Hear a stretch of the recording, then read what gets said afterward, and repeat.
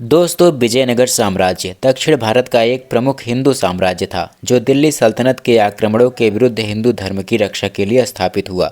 यह साम्राज्य अपनी भव्य वास्तुकला, सांस्कृतिक समृद्धि और सैन्य शक्ति के लिए प्रसिद्ध रहा। इसका उदय 14वीं शताब्दी के मध्य में हुआ, जब दक्षिण भारत में राजनीतिक अस्थिरता व्याप्त थी।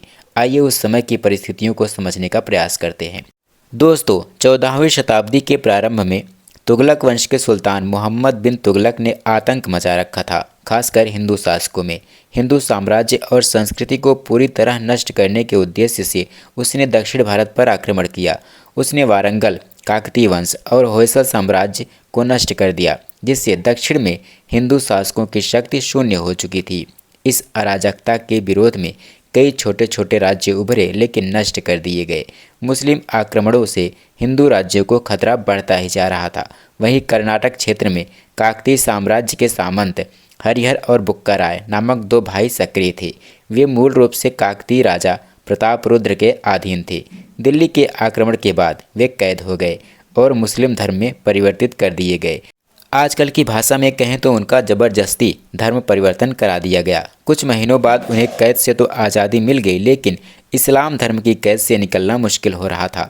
इस बीच उन दोनों की मुलाकात संत विद्यारण्य से हुई, जो श्रृंगेरी के शंकराचार्य थे। विद्यारण्य के प्रभाव और मार्गदर्शन से वे हिंदू धर्म में वापस लौट आए और मुस्लिम आक्रमणकारी शासकों से लोहा लेने की योजना बनाई।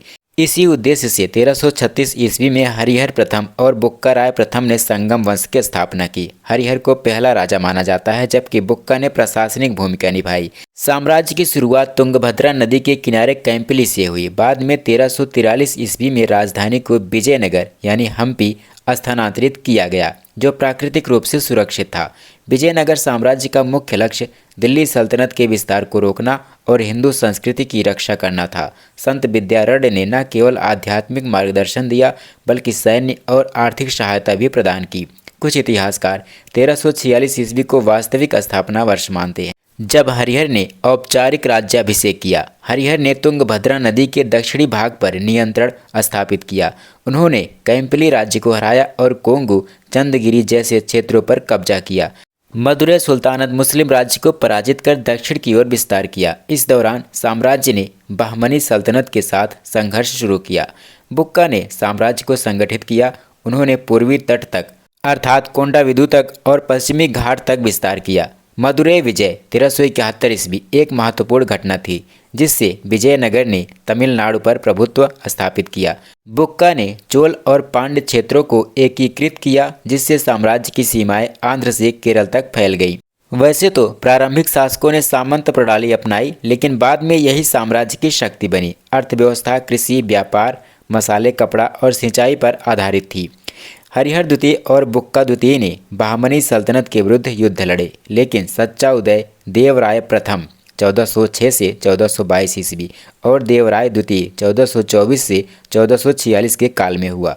उन्होंने विजयनगर को सामरिक शक्ति बनाया। 1420 ईस्वी में बहमनी को हराकर कृष्णा नदी के उत्तरी भाग पर कब्जा किया। ओडिशा के गजपति राज्य से संघर्ष में सफलता मिली। उन्होंने तुर्की तोपों का उपयोग किया और फारसी कवियों को संरक्षण दिया। इस काल में साम्राज्य की सेना 2 लाख सैनिकों तक पहुंच गई और यह दक्षिण भारत का सबसे शक्तिशाली राज्य बन गया। विजयनगर का उदय दक्षिण भारत में हिंदू पुनरुत्थान का प्रतीक था, जो कला, साहित्य और वास्तुकला में चरमोत्कर्ष पर पहुंचा। हालांकि बाद में आंतरिक कला और बाहरी आक्रमणों से यह पतन की ओर बढ़ा। यह साम्राज्य भारतीय इतिहास में एक युग का प्रतिनिधित्व करता है।